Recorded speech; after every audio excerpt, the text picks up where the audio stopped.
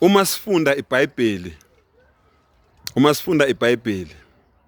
leli nina enithi nikholelwa kulo niyazazi nina enithi nikholelwa kulo yini enaziyo ukuthi nikholelwa angisakhulumi ngamaNazaretha amaNazaretha wakholelwa eBhayibhelini athe amaNazaretha iBhayibheli leza nabelungu umsangano oweza nabelungu kodwa nyamangala wayebezibiza ngamaNazaretha ngoba ubuNazaretha iqhamuke eBhayibhelini yizwe okukhunywa ngalo eliseBhayibhelini ngiyamangala ekhuluma ngesabatha ngoba isabatha likuphi liseBhayibhelini kodwa amaNazaretha athi iBhayibheli leza nani leza nabelungu ngoba bezodidisa umqondo womuntu omnyama ngiyabavumela 100% kodwa ngiyamangala beyibiza ngaboJudiya beyibiza ngaboKenani you name them wonke lamazwe la ala eBhayibhelini angithi yabona bakhuluma ngendaba yani imimoya angazi ukuthi ikhala imimoya bafowethu cha bafowethu inkinga ngempela le uma ngifunda mina incwadi kaMshumayeli 12 iverse 7 ithi umzimba ubuyele emhlabethini la waqhamuka khona kodwa umoya ubuyele kuNkulunkulu owawunikayo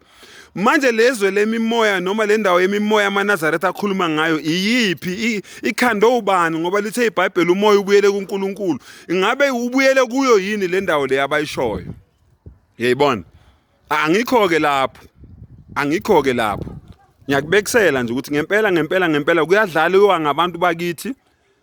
kubume sibuka angeke ke sithule bafowethu kudlalwa ngeingane zakwethu sithule lithi iBhayibheli umzimba ubuyele enhlabathini la waqhamuka khona uyifunde nayo uMshumayeli 12 verse 7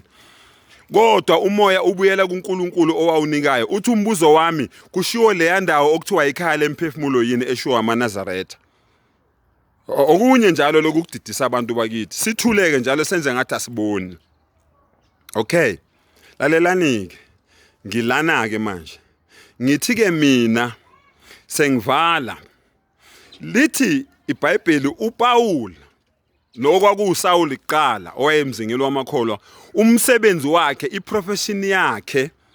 icareer yakhe wayekhanda amathende wayenza amathende bese yawadayisa ibusiness yakhe bedayisa amathende awakhanda wadayisa uPetro ibusiness yakhe wayewufisherman wayedoba inhlanzi ayidayise ufakazi baloko uJesu maye bathola bedoba uthi ngizonenza abadobi babantu manje ngilandela uPetro loyo uJesu qobo lwakhe wayewumbazi wayeyicarpentry wena ke lo mkhulunkulu wakho noma lo mfundisi wakho osumkhonze kakhulu kangaka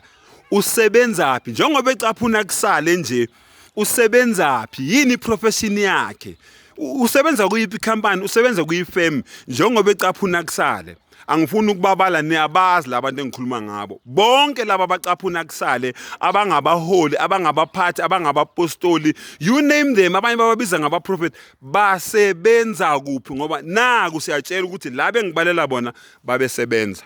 uyofunda kwezakho ke nawe bonke labo bantu labo Marko 10 23 to 25 angeke bawubone umbuso wezulu until ikamela liphume embobeni yenalithi noma yosungulo